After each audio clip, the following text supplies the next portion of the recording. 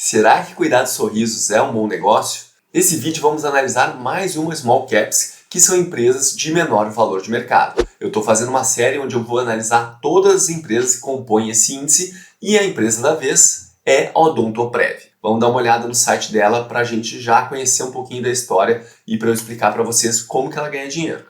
Aqui no site dela a gente já pode saber algumas informações importantes. Por exemplo, ela abriu capital lá em 2006 e ela é líder de planos odontológicos aqui na América Latina. Então a gente está falando com a empresa líder desse segmento. E falando sobre a abertura de mercado dela, naquela época de 2006, o capital dela foi aberto em bolsa e ela se tornou, naquela época, uma empresa com um controle pulverizado, ou seja, não tinha um grande acionista que era o acionista majoritário.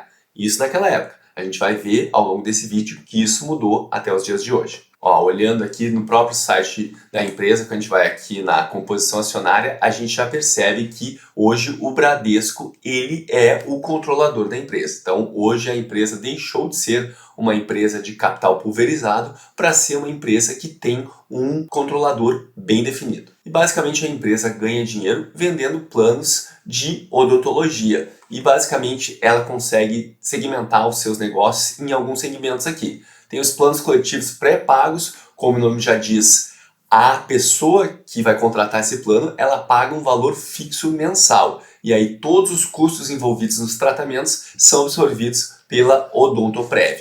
Já tem o plano coletivo pós-pago, onde ela paga uma taxa fixa mensal, mas também ela ressarce a Odontoprev dos custos que ela tem. Possivelmente, nessa modalidade aqui, a taxa fixa mensal ela deve ser mais baixa, porque afinal o cliente depois ainda vai ressarcir o Odontoprev dos custos que foram envolvidos nos tratamentos utilizados. E também tem o plano individual pré-pago, porque aqui a gente está falando de planos coletivos, geralmente oferecidos para corporações, para grandes empresas ou médias empresas, já que planos individuais podem ser contratados pelo indivíduo sem necessariamente fazer parte de um grupo de pessoas. E aqui tem outros também segmentos que ela classifica aqui, que estão distribuídos dessa forma aqui na tela, mas não são tão relevantes. E ele também fala que eles podem classificar os seus segmentos de acordo com o tamanho de segmentos. Os corporativos são acima de 200 beneficiários, já os PMEs são entre 3 e 199 beneficiários, e os individuais, como eu já tinha falado, são comercializados individualmente às pessoas físicas. E como é que a Odontoprev ela vende esses planos? E ela inclusive fala que ela acha que essa é uma vantagem competitiva da empresa, porque ela tem várias maneiras de comercializar esses planos. Tem uma equipe interna de vendas, tem uma rede de corretores independentes, tem alianças comerciais e também aqui, acredito que isso aqui pode ser bastante relevante. Eles têm canais de distribuição dentro do Bradesco e dentro do Banco do Brasil. Então daqui a pouco tu tá lá dentro de uma agência, ou eles estão te ligando, fazendo uma comunicação e eles estão te oferecendo um seguro dentário. E uma informação importante que a empresa fala sobre o segmento, que talvez se tu não trabalha na área, tu nunca tenha pensado. Mas faz muito sentido quando tu vê como que a empresa está explicando. Ela chama aqui de perfil de sinistralidade favorável. Felipe, pelo amor de Deus, eu não entendi nada do que isso significa. Calma que eu vou te explicar. Ela simplesmente está dizendo que a questão do uso do plano, ele é favorável em relação à empresa. Vamos pensar planos de saúde que não são odontológicos. Geralmente o que acontece? Quando os clientes vão ficando mais velhos, existe uma tendência a terem problemas de saúde mais complexos, que vão demandar exames mais sofisticados e muitas vezes mais caros. Por isso que, conforme a idade dos clientes vão avançando, os planos de saúde vão cobrando mais caros, porque eles também vão tendo custos mais caros conforme a pessoa vai envelhecendo. Já no plano odontológico não é assim. Não é conforme a pessoa vai envelhecendo, ela vai tendo mais problemas nos seus dentes. Não é assim que funciona. Ela fala que geralmente o que acontece é que uma pessoa que não tinha plano odontológico, ela contrata um plano, no início de utilização desse plano, ela utiliza bastante, porque justamente tinha uma demanda reprimida, talvez ela tivesse vários problemas bucais que ela não resolvia, porque ela não tinha como pagar, e agora que ela adquiriu o plano, ela realmente quer resolver esses problemas. Então, no início de contratação do plano, tem muito uso por usuário. E aí, conforme esse usuário vai mantendo o plano, a tendência é que ele precise de menos procedimentos até que ele chegue num patamar de manutenção. E esse patamar, ele não é dependente da idade. Então, daqui a pouco, uma pessoa que começou a contratar o plano, usou bastante e aí depois ela estabilizou, conforme ela vai ficando mais velha, daqui a 5, 10 anos, não necessariamente ela vai precisar usar muito mais o plano odontológico, como talvez seria o caso de um plano de saúde. Conforme a pessoa vai envelhecendo, a tendência ela é precisar mais e mais. E é isso que a empresa disse quando ela falou perfil de sinistralidade favorável. Porque sinistro é um termo que é utilizado no setor de seguros, no setor também de planos de saúde, porque não deixa de ser uma espécie de seguro, poderia-se dizer assim, em que um evento que ocorre, ou seja, a pessoa precisa usar o plano, ela precisa usar daquele serviço dentário, é dito que é um sinistro. Então é isso que a empresa está dizendo quando ela diz que tem uma sinistralidade favorável. E a própria empresa ela reconhece que ela está operando em um ambiente altamente competitivo. E ela até fala que os principais fatores que ela acha que uma empresa tem que ter para ter sucesso nesse segmento é qualidade e confiabilidade dos serviços, qualificação, uma boa relação de custo-benefício, porque obviamente se não adianta oferecer o melhor serviço, mas tu não oferecer a um preço que a maioria das pessoas possa pagar, as pessoas não vão contratar o teu plano.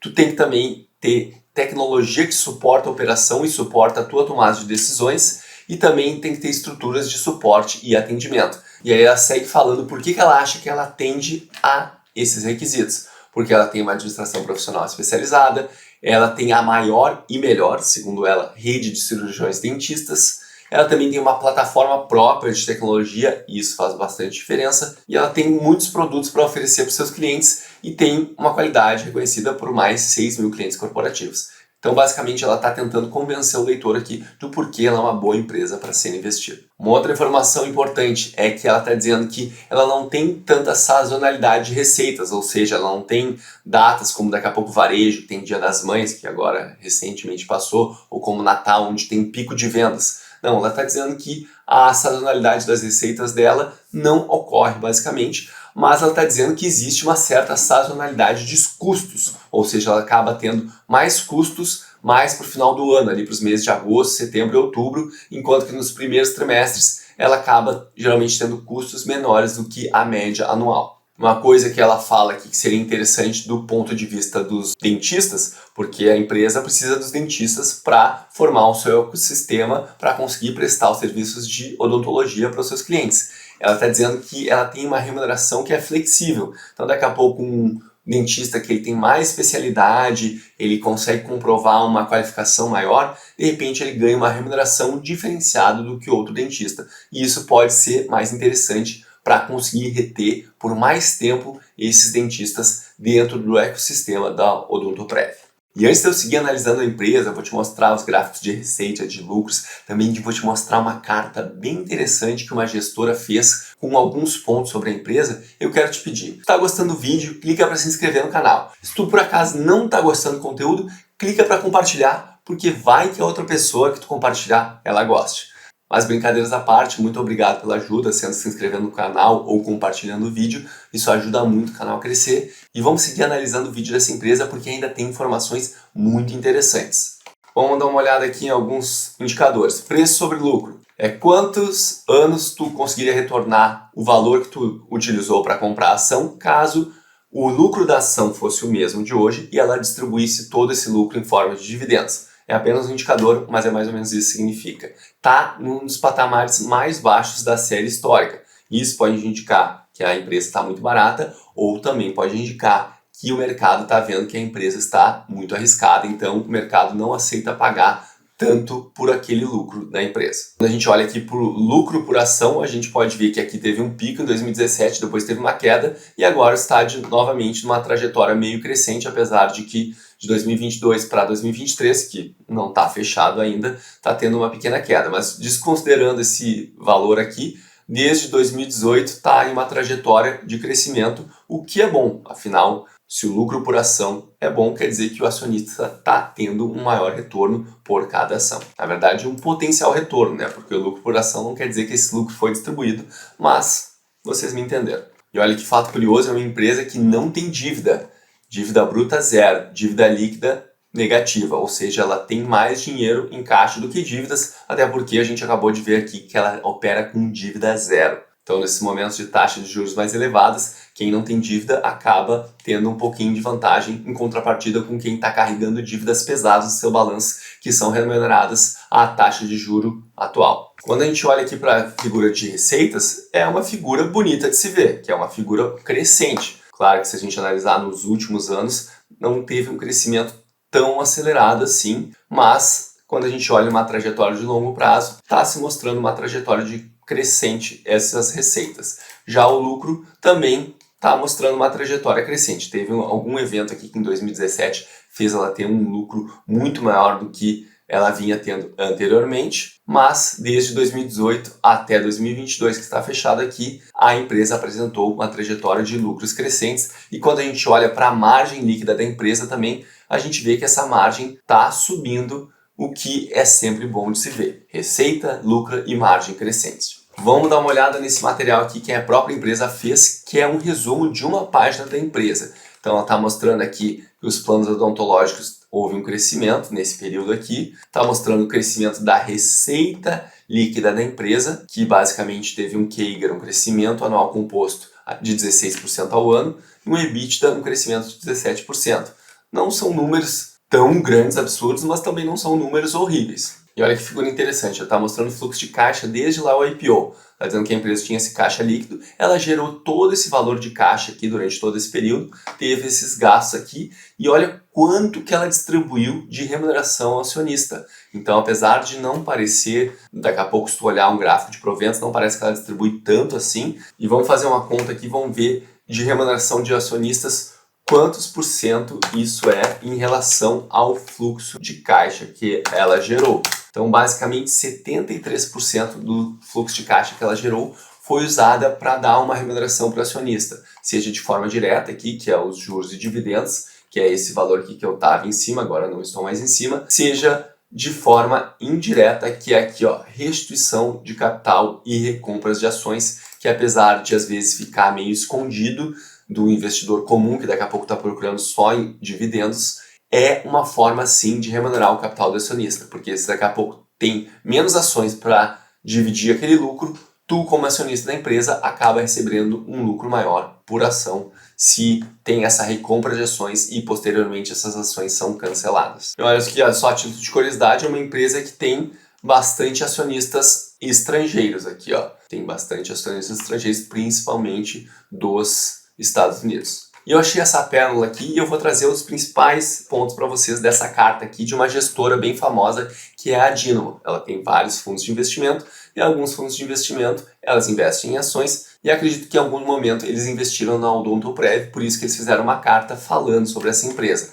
E olha aqui, ele começa essa carta falando sobre aquisições, porque muitas vezes tu vai ver no mercado que certas empresas vão se fundir, vão gerar sinergias e vão trazer maior retorno para o acionista. E aqui ele já fala que não é bem assim, que eles têm evidências que mais ou menos 2/3 desses tipos de transações acabam destruindo valor para o acionista. Então as pessoas têm que ficar meio ressabiadas quando ouvem esse tipo de argumentos. E depois ele segue falando aqui, mostrando como é que é o mercado de odontologia no Brasil, onde tem muitos dentistas, formam-se muitos dentistas todos os anos, mas a demanda da população por esses serviços acaba não sendo ainda totalmente atendida, e aí justamente o Odontoprev atua tentando organizar essa grande oferta de dentistas para atender a essa demanda da população que ainda não tem acesso a serviços odontológicos. Outra coisa que eles falam que é interessante do setor de odontologia é que acaba sendo um setor bastante mais previsível do que o setor de saúde em geral. Saúde tem inúmeras doenças que a pessoa pode ser acometida. Já na questão de odontologia, são menos doenças que afetam os indivíduos e elas são mais conhecidas. Sabe-se como se tratar, sabe-se como se prever e fazer alguns testes preventivos para que a condição não evolua e muitas vezes quando tem que se fazer algum tratamento de algum tipo dessas condições, esses tratamentos não são tão caros como daqui a pouco de doenças mais complexas da medicina em geral. E aí, para uma empresa que vai oferecer e organizar esse segmento entre a oferta de serviços e o que eles têm que cobrar dos seus clientes para gerar lucro, tu saber esses custos de forma mais previsível antecipadamente é muito interessante. E aí, olha que curioso, ele fala aqui que pela Odontoprev sempre ter prezado pelo investimento em tecnologia, eles começaram a observar, olhando os dados, que era mais interessante para eles forçarem a sinistralidade. Como assim? Porque geralmente, vamos dizer, um seguro. Tu pagou o seguro, E aí então a empresa recebeu lá o que é chamado de prêmio. A empresa teve aquela entrada de caixa e ela não teve nenhum custo. Se daqui a pouco tu não tem nenhum evento que tu tenha que acionar o seguro, a empresa não teve custo com aquele plano de seguros, ela embolsou aquele dinheiro sem ter que prestar nenhum tipo de serviço. Era só uma obrigação de caso acontecesse algum sinistro, ela ia ter que cumprir com as obrigações do contrato. Então muitas vezes pensa-se que a empresa vende o seguro e aí fica torcendo, por favor, tomara que aquela pessoa não ative nenhum tipo de serviço.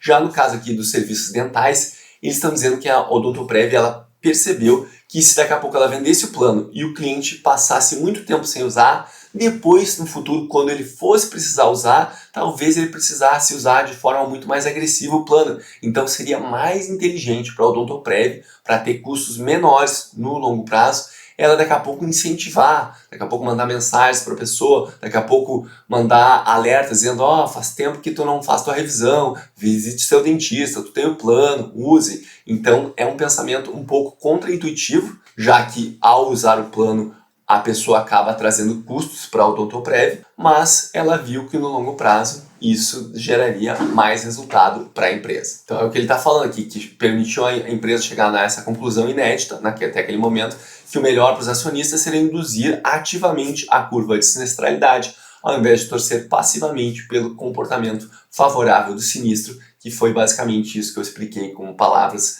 espero que mais simples do que está escrito aqui. E aqui ele também fala que os profissionais dentistas eles acabam ficando mais tempo associados à Odontoprev do que os dentistas das empresas concorrentes. Dessa forma, mostrando que a Odontoprev ela é também mais benéfica para os dentistas. Então, eles acabam tendo um churn menor. Esse churn é essa taxa entre novos dentistas entrarem e quantos dentistas saem da empresa e aí precisam ser substituídos com novos dentistas. Então, esse churn é menor e isso seria um ponto positivo também para a Odontoprev. Aí ele segue aqui mostrando uma tabela que no momento que essa carta foi escrita estava mostrando que a Odontoprev ela era muito mais lucrativa do que o resto das empresas do setor, ou seja, ela tinha uma receita por associado que era basicamente quase que o dobro do que a receita do resto do setor, claro, sem considerar os dados da Odontoprev, e a margem por associado também era basicamente o dobro. Então, era uma empresa que estava realmente à frente de seus concorrentes na época que foi feita essa tabela aqui. E aí conta uma história de bastidores que eu vou contar para vocês os principais pontos aqui, que é relativamente interessante. Então, a Odontoprev, ela começou a acumular muito caixa, e como não é uma empresa que precisa fazer altos investimentos, ela faz investimentos em tecnologia sim, mas depois que esses investimentos estão feitos, ela não precisa ficar fazendo mais altos investimentos em ativos imobilizados, ela não precisa construir prédios e outros gastos que muitas vezes indústrias e outras empresas têm. Então ela passou a acumular muito caixa e aí ela já não operava com dívida. E aí a administração do Adínamo começou a pensar, olha, não que a gente sempre queira receber dividendos, a gente até prefere, eles falam aqui na carta, que a empresa reinvista esses dividendos para ter um crescimento maior. Mas se a gente está olhando e a gente não vê um local onde a empresa pode fazer esse reinvestimento e gerar esse retorno de forma mais rápida, a gente entende que é mais eficiente devolver esse capital para o acionista. E aí então entrou-se uma queda de braço entre a Dynamo e alguns outros acionistas, porque lembrando, na época não tinha um controle acionário bem definido, e a gestão da empresa que não queria fazer essa distribuição dos dividendos, queria manter o caixa dentro da empresa. E aí o que aconteceu foi que foi chamada uma assembleia para tentar fazer com que os acionistas, a maioria dos acionistas, votassem por essa distribuição dos dividendos, mas isso não aconteceu. A empresa, ou pelo menos os administradores, ganharam naquele momento e o capital ficou dentro da empresa. E depois, segue falando aqui, se descobriu que tinha uma tentativa já naquela época do Bradesco assumir o controle da empresa e que para o negócio dar certo também acho que era uma condição que o caixa ficasse dentro da empresa. Então tinha essa negociação que daqui a pouco as pessoas não estavam sabendo, até porque acho que era em sigilo. E no momento que foi isso aberto para o mercado, a ação valorizou cerca de 30% apenas em um dia. Então o mercado recebeu com muitos bons olhos a negociação naquela época. Essa é uma carta de 2009 aqui, então já relativamente antiga, mas trouxe alguns pontos que eu achei interessante trazer para vocês. Então tem mais alguns detalhes na carta, se quiser dar uma olhada. Mas resumindo aqui, a Odontoprev parece que é uma empresa relativamente interessante, está num setor bastante competitivo, mas eu pessoalmente não tenho planos de adquirir e botar ela na minha carteira. Mas é sempre bom ficar de olho quando tu vê uma empresa com aqueles gráficos de receita e lucros subindo daquele jeito. É uma empresa interessante, pelo menos para tu ficar de olho. E aí, o que tu achou da empresa? Fala aí nos comentários. Lembre-se que investir é preciso. Um grande abraço e até a próxima.